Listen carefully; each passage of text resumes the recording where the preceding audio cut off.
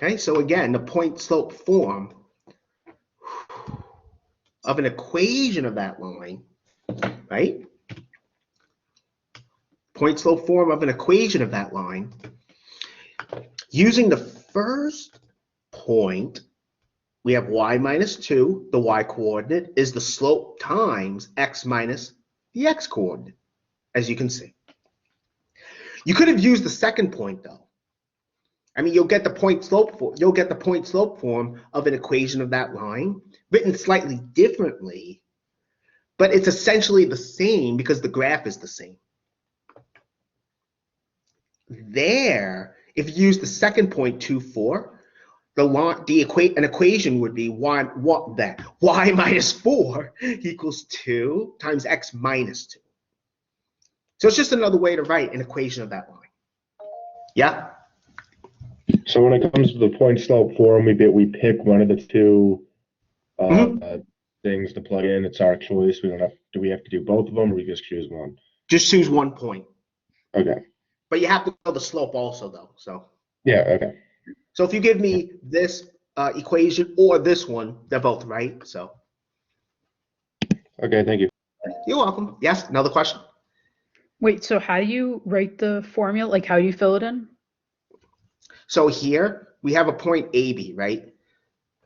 M is the slope. So if we use the point 1, 2, you would have y minus the y coordinate, which is 2 in this case, equals the slope times x minus the x coordinate. If we instead use 2, 4, the slope is still 2. If we use 2, 4, we would have y minus 4, the y coordinate, equals 2 times x minus 2, x minus the x coordinate. Does that help or? Yeah, thank you. Okay, you're welcome. I mean, there is another form that we'll see shortly. One you're probably more used to, the slope-intercept form. It's actually a special case of this. So we'll get to that shortly. Let's do some examples of this. I know this is not easy. I think most people, from teaching this, most people have trouble with this. So I understand it's not easy to do. So I think it's good to do some examples. Let's suppose we had this here. We're going to sketch this line. Okay. So from here, so again, if you want to sketch a line, you need 2 points, right? 2 different points on the line. And you get those points by finding 2 solutions. So if I take x to be 1, let's say, right? Oh, no, excuse me. Let's say I take x to be 3, right?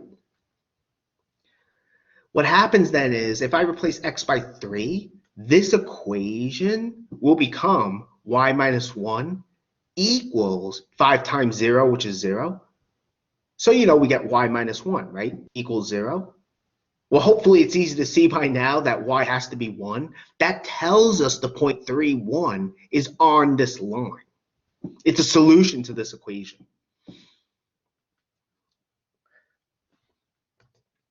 If instead, okay, so that's 1 point. If I chose 4 for x, then what would happen is y minus 1, right? I'm using the equation now. I have an x and I'm calculating y. We would get y minus 1 is 5 times 4 minus 1, which is 5 times 1, which is 5. And so y minus 1 would be 5. And from here, of course, hopefully you can see that just by adding 1 to both sides, you get y equals 6. But that tells us another point on the line is 4, 6. So basically, we get 2 solutions to that equation by choosing 2 different x values. And then we plot them and graph. I mean, 3, 1, as you can see, is over here. 4, 6, you can see, is up here. I just chose those 2 points kind of randomly. You can really choose any 2 points you want. I mean, I could have chosen x to be 0, or x to be 1, or x to be -3, or whatever. But again, you just need 2 different points on the line.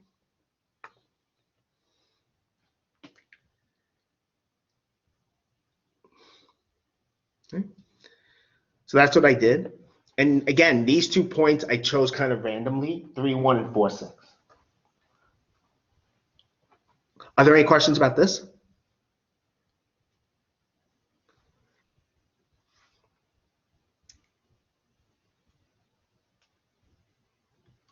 Well, that was fun, so let's do another one. So now we're going to find an equation of this line. So the other one, we sketched the line from the equation. Now, in a sense, we go the opposite way. We have an equation. Let's get the line. So again, excuse me, we have the line. Let's get the equation now. So again, what do you have to do? You have to get the slope. And you need any 2 points on the line. So I labeled 2 points, although really there's another one you can use here, the y-intercept. The 2 points I labeled, 1, 2, negative 3, 0. We can use those 2 points, right, to get the slope. So how do we do that? Well, again, these are the 2 points. Okay, so what do? Well, we have 2 minus 0. That's the numerator. And then we divide by the corresponding change in x, right? So for y, we did the second point minus the first, as you can see. And then for the denominator, we do the second point minus the first. You know, the x coordinates. Second minus the first. 1 minus negative 3. So altogether, we have 2 divided by 1 minus negative 3, which is 2 over 4, which is a half. So the slope is a half. Also, notice from here, we know the slope had to be positive anyway. How do I know that? Well, because again, if I move towards the right along the x-axis, we can see the line is climbing. You know, it's moving up and to the right. So we knew the slope had to be positive. So we get a half. Now, using either of these 2 points, or really any point actually, and the point, we can get the point slope form of the line. So for instance, using this point, we get y minus 0 equals, the slope is a half, times x minus negative 3. Negative 3. And of course, minus negative is plus. That's why we get this.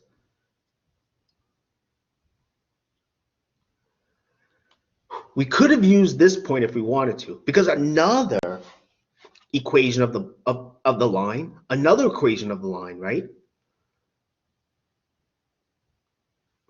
We would have y minus 2 is a half, right? The slope is the same. Y minus 2 is a half times x minus 1. Okay, that's what we get here. Okay, so that's point slope form. But again, you could have used any point. You know, we could have used, for instance, this point here, which looks like is 0, 1.5.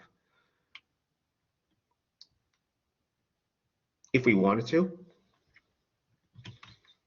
And this is also what I was trying to say above. If somehow we messed up our calculation here and we subtracted the wrong way and got negative a half, right?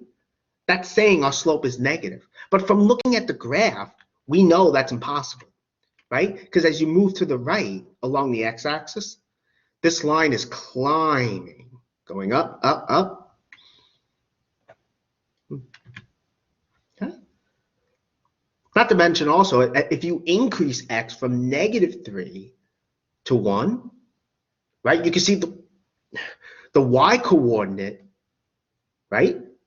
That's going from 0 to 2. So it's just another way to see it.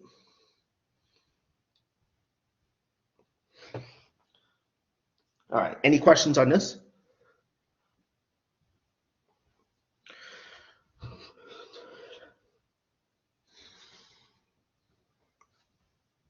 Well, here's another form of the equation of a line, I think most people like this, maybe because they're used to it.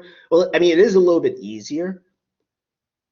The slope-intercept form of an equation of the line. Slope-intercept form of an equation of the line. So in other words, if you know the slope, right, and you know the y-intercept, meaning you know where the line intersects the y-axis, right, you can write an equation of that line. Here I said the y-intercept is b, so we get y equals mx plus b. That's what we get. I think most people like this better, which, you know, that's fine. That's cool. I mean, it's actually a special case of point slope form. It's just the point you're using has x coordinate 0. Okay. So if you want to use this, that's fine. Although, again, on a test or something, if I tell you, well, yeah, it's fine. Okay. So let's do another example. Let's find an equation of the line that goes through these 2 points. So again, what do we need? The slope. Okay, so we have 8 minus 0 divided by 2 minus negative 2. 8 minus 0, 2 minus negative 2. 8 over 4, which is 2. Right? That slope here is 2. But do we know the y-intercept? We don't. Right? So we do know the line has to look like y equals mx plus b. But how do we get b, though? Well, these points here are on the line, right? So they're both solutions to this equation. So using either point, you can solve for b, like I'm doing. In other words, if you replace x by negative 2, we know y has to be 0. That's what I'm doing down here.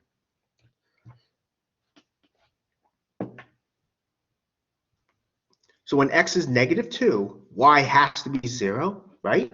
And so we end up with this equation. We have 0 is 2 times negative 2 plus b, which is negative 4 plus b. So 0 equals negative 4 plus b. So of course you have to figure out what b is, but that's easy. You just add 4 to both sides, right? You just isolate b, and you get b is 4, and you get the line.